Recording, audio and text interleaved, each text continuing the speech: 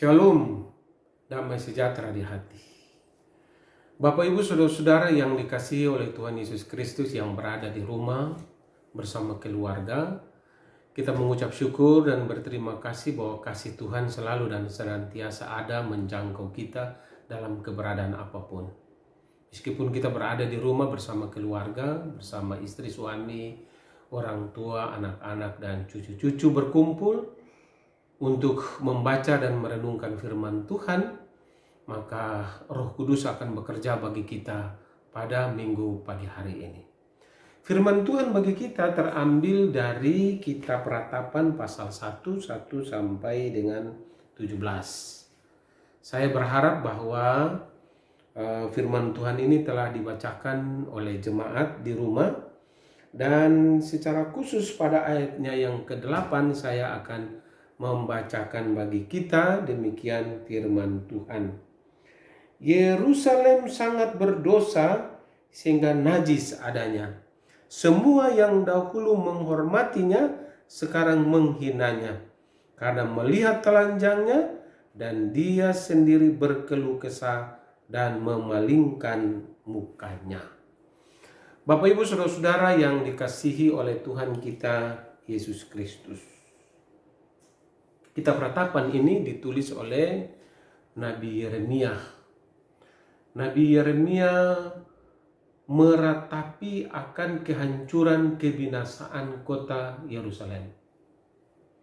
Ada dua hal yang menyangkut dengan ratapan Nabi Yeremia. Ratapan pertama yaitu Nabi Yeremia meratapi akan kehancuran kota Yerusalem yang dibanggakan. Kota yang tadinya berpenduduk yang setia beribadah kepada Tuhan di bait Allah, kota yang ramai, kota yang selalu dan senantiasa menjadi kebanggaan umat Tuhan, kota yang hidup beraktivitas penduduknya, kota yang selalu dan senantiasa menunjukkan akan aktivitas untuk pekerjaan dan masa depan umatnya. Tapi sekarang kota itu telah hancur porak-poranda. Kota itu telah terkalahkan melawan Babelonia. Dan penduduk kota Yerusalem telah ditawan menjadi tawanan di Babelonia.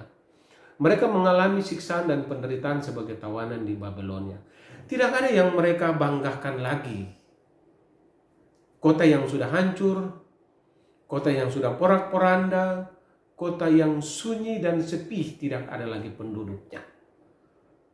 Dan yang kedua, ratapan yang kedua bukan saja Yeremia meratapi tentang kehancuran dan kebinasaan kota Yerusalem, tetapi Yeremia meratapi akan dosa-dosa, kesalahan, kekurangan, bahkan segala perbuatan jahat kota Yerusalem atau umat Tuhan yang melawan kehendak dan rencana Tuhan. Di sini Yeremia mau mengatakan kepada umat Tuhan bahwa apapun yang dialami oleh umat Tuhan menjadi tawanan di Babelonia itu berada dalam rencana dan maksud Tuhan. Tidak ada sesuatu yang dialami oleh umat Tuhan itu terlepas dari rencana dan rancangan Tuhan. Tuhan selalu merancang sesuatu yang baik untuk umatnya. Meskipun mereka berada dalam tawanan sebagai orang buangan di Babel. Tetapi Tuhan akan merancang akan pembebasan bagi mereka. Tuhan inginkan bagi mereka supaya mereka mengerti bahwa penderitaan, kesengsaraan yang mereka alami ini bagian daripada bagaimana Tuhan membentuk mereka menjadi umat Tuhan yang taat dan setia kepada Tuhan. Jadi dapat dikatakan bahwa di balik penderitaan itu, di balik kesengsaraan itu, di balik kesusahan itu yang dialami oleh umat Tuhan di Babel itu, ada maksud dan rencana Tuhan. Bahwa Tuhan akan membebaskan mereka dan memberikan bagi mereka damai, sejahtera, dan sukacita. Mari kita lihat di dalam pasal 3. Pasal 3 di sini Yeremia mengatakan kepada kita tentang di balik penderitaan ada pengharapan baru bersama dengan Tuhan. Tidak selamanya Tuhan itu meninggalkan umatnya yang sedang berada di dalam penderitaan dan kesengsaraan. Tuhan tidak pernah mencobai kita melebihi daripada kekuatan kita. Tidak pernah seluruh pintu tertutup dan Tuhan tidak membuka pintu yang lain. Tapi di mana pintu tertutup, tapi Tuhan akan membuka pintu yang lain supaya umatnya dapat diselamatkan. Di dalam pasal 3 ayatnya yang ke-19 sampai dengan ayatnya yang ke-26, di sini merupakan pengharapan bagi umat dalam penderitaan umat yang ada di Babilonia. Saya membacakan bagi kita di dalam pasal 3 ayat 19 mengatakan bahwa ingatlah akan sengsaraku dan pengembaraanku akan ipu dan racun itu. Jiwaku selalu teringat akan hal itu dan tertekan dalam diriku. Tetapi hal-hal inilah yang kuperhatikan, oleh sebab itu aku akan berharap. Tak berkesudahan kasih setia Tuhan, tak habis-habisnya rahmatnya, selalu baru tiap pagi. Besar kesetiaanmu, Tuhan adalah bagianku, kata jiwaku. Oleh sebab itu, aku berharap kepadanya.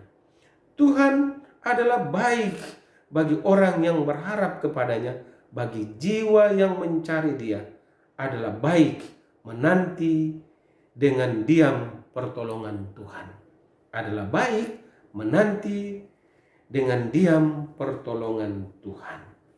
Bapak Ibu saudara-saudara kekasih Tuhan, tidak ada dalam kehidupan dunia ini kita bebas dan steril dari berbagai persoalan, tantangan, dan masalah. Sebagai manusia pasti kita berhadapan dengan berbagai persoalan, tantangan, dan masalah. Tetapi yakinlah bahwa persoalan, tantangan, dan masalah itu semuanya kita harus memandangnya dengan kacamata iman kepada Yesus Kristus. Ada maksud dan rencana Tuhan di balik persoalan, tantangan, dan masalah itu. Persoalannya Bapak Ibu saudara-saudara kekasih Tuhan, sekarang kita lebih fokus kepada persoalan dan masalah, atau kita lebih fokus kepada janji dan kehendak Tuhan. Seringkali yang membuat kita itu menjadi takut, menjadi bimbang, menjadi kecewa. Karena kita lebih fokus kepada persoalan dan masalah-masalah yang sedang kita hadapi. Dan kita tidak fokus untuk kehendak dan rencana Tuhan, janji Tuhan. Pada hari ini firman Tuhan mengantarkan kita untuk memahami bahwa di balik penderitaan, di balik kesengsaraan, di balik kesusahan, di balik ancaman, ada janji dan harapan Tuhan bagi kita. Kasih Tuhan selalu baru tiap pagi. Biarlah kita menantikan janji dan kasih Tuhan di dalam seluruh hidup kita. Dari firman Tuhan sini dikatakan bagi kita di dalam pasal 3 ayatnya yang ke-26 dikatakan bahwa adalah baik menanti dengan diam pertolongan Tuhan. Menanti dengan diam pertolongan Tuhan. Apa yang diam? Kita mendiamkan hati kita. Kita mendiamkan roh ego kita. Kita mendiamkan roh kesombongan dan keangkuhan kita. Lalu kita memberikan kuat kuasa Roh Kudus bekerja di dalam diri kita. Kalau selama ini kita melakukan segala sesuatu mengandalkan roh kita, mengandalkan kepandaian, kepintaran, kemampuan, dan teknologi kita. Tapi sekarang firman Tuhan mengatakan bahwa kasih Tuhan selalu baru tiap pagi. Aku menanti-nantikannya dengan diam. Roh kita yang diam dan Roh Kudus yang bekerja.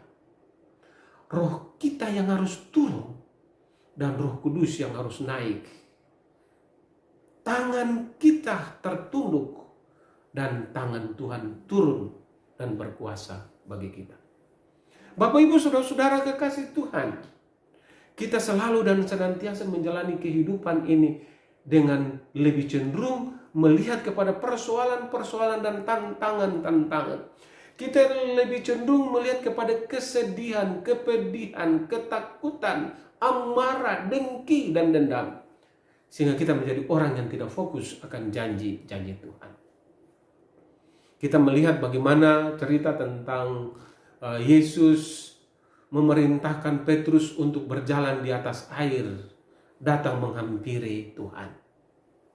Ketika Petrus fokus memandang kepada janji dan harapannya kepada Tuhan, Petrus bisa melakukan perkara yang besar, sama seperti Yesus lakukan, berjalan di atas air.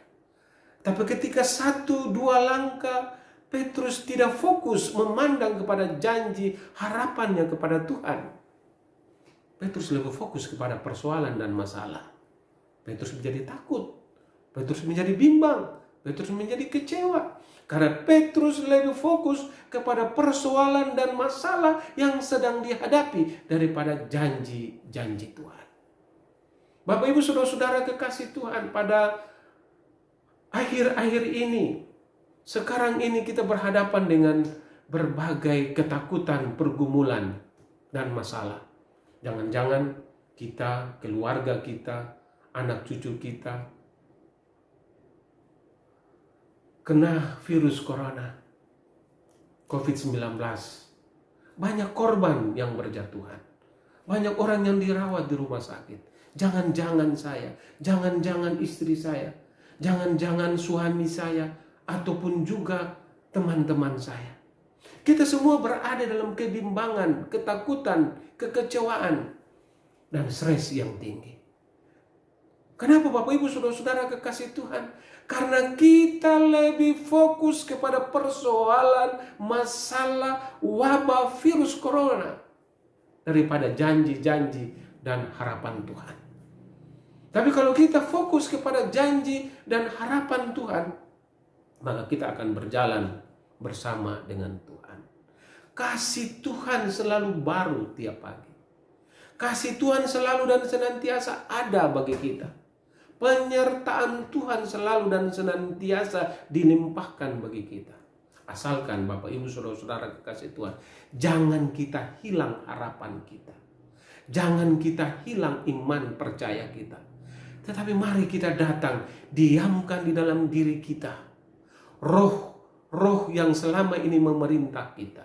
Dan biarlah Roh Kudus yang memimpin, menuntun kita, memelihara kita, menjaga kita, supaya kita tetap kuat menghadapi wabah virus corona yang melanda dunia dan melanda bangsa kita.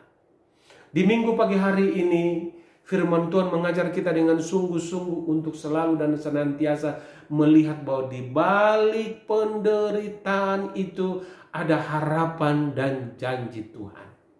Di balik kesengsaraan itu, Tuhan akan menolong dan memberikan jalan keluar bagi kita.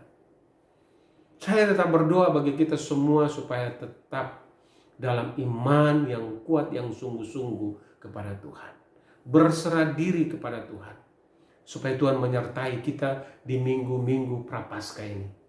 Minggu-minggu Prapaskah ini di mana kita kembali lagi merenungkan akan pengorbanan kasih Tuhan bagi kita. Sehingga ketika masuk di dalam perayaan Paskah, kita sungguh-sungguh menghayati akan pengorbanan Kristus.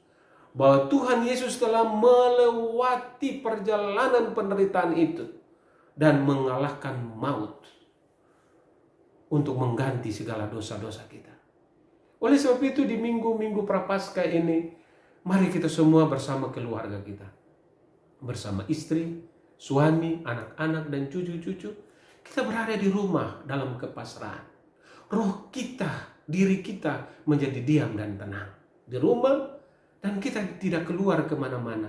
Dan biarlah Roh Kudus yang menguasai kita, supaya di minggu-minggu Prapaskah ini kita sungguh-sungguh menyiapkan hati kita menjadi hati yang dapat memberikan persembahan yang terbaik bagi Tuhan. Tuhan Yesus memberkati kita di minggu pagi hari ini.